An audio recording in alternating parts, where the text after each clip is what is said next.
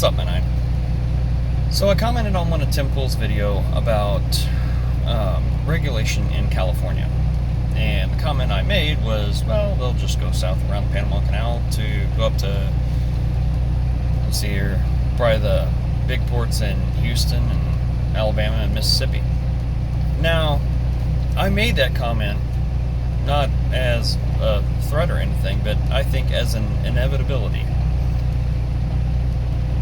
Because there are 29 ports that go all the way from San Diego all the way up to Bellingham, Washington. And the International Longshoreman and Warehouse Union pretty much controls that whole coast. And I'm not a fan of unions. I've worked under a few unions, and I really don't agree with their policies.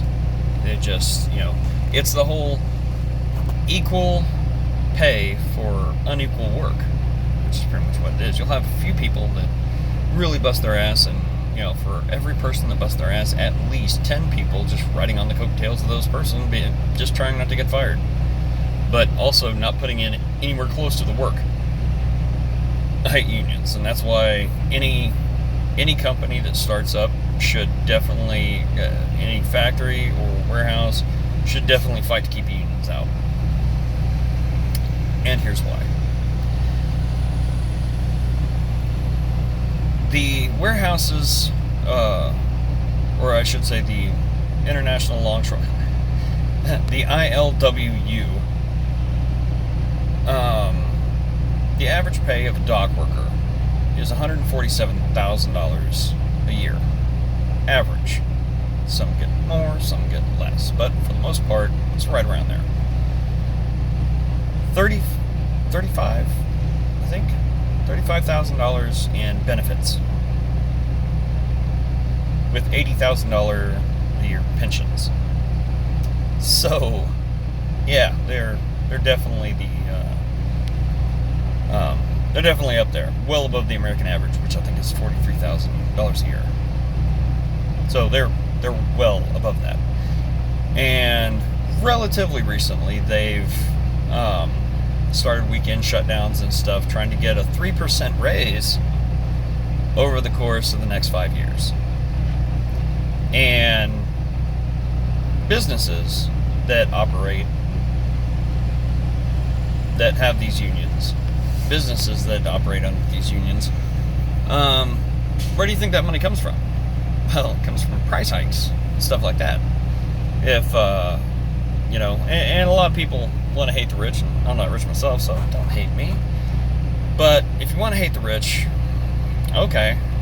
But I'll tell you this: if I have a big company and I have lots of people working for me, I want to make a lot of profit. I have a big company, I want big profit. If I have a small company, I can tolerate small profit. That's fine, which is what I got. I got small profit, I got small company. So,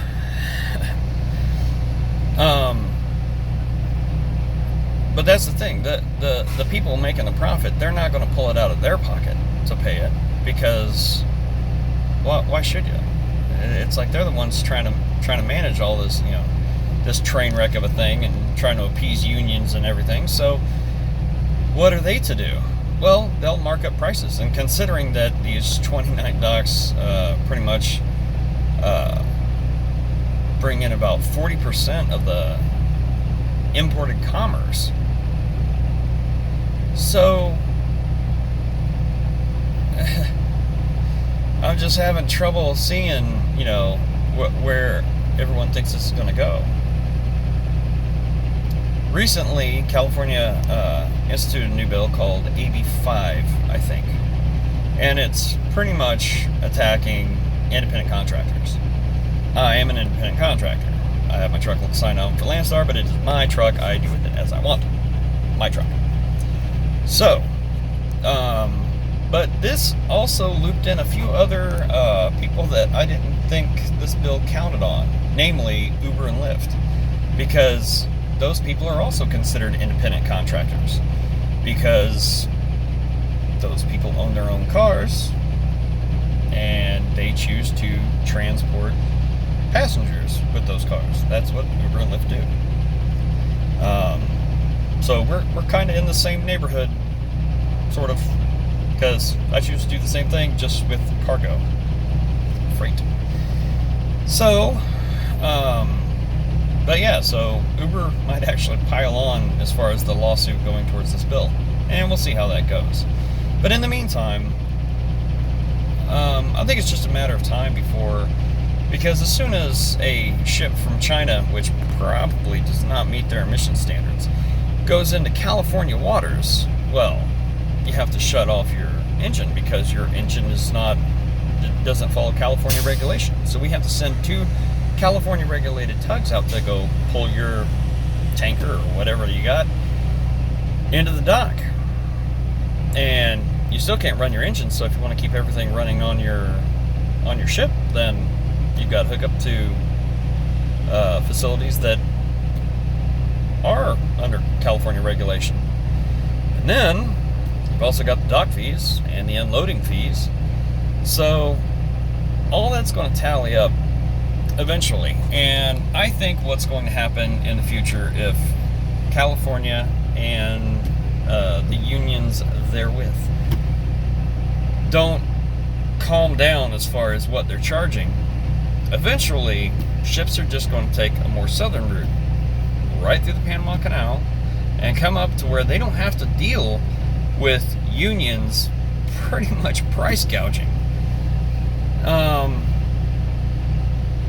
And I think at that time you might see, and they're like, well, the ship would have to pay a lot more in fuel to get around there. Yeah, and avoid every other charge that California's putting on them. I should say that the unions are putting on them, because really it's not just California. It's a little bit of everything, as far as the 29 docks that line the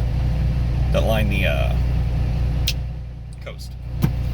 So, but that's my thoughts on that. I think that if the docks in Houston and Alabama and Mississippi stay the course, I'm not sure if Louisiana is union free. I'm not sure. So that's why I didn't mention them times beforehand, because I'm not sure. I know Texas doesn't, at least not as of yet, and Alabama and Mississippi don't, at least as of yet. But I would count on the unions pushing into those territories and saying, oh, well, see how much money you can make, and this is going to be great, and see how many jobs you're not going to have if they do push in. Because, I mean, as close as you can get to unrealistic wages for not that much work, in the end, unions hurt. Well, if it's not union made, oh, those commercials are fantastic. It sounds patriotic. But that's my take on that. Investors Business Daily is where I got some of my numbers. So, and it's a paper. So, Tim Pool, oh, man, I would just subscribe to his channel. He puts out a lot of good content. It's about as balanced as I think news can be nowadays. But I mean, that's my thoughts on that, and I kind of wanted to weigh in on it because it kind of does affect what I do.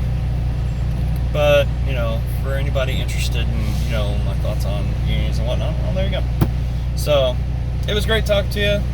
I had a long hiatus because I've been dealing with other things that are going to be in future videos. So keep me posted. Who knows? It might get more interesting. So I love you, my 9. Have fun.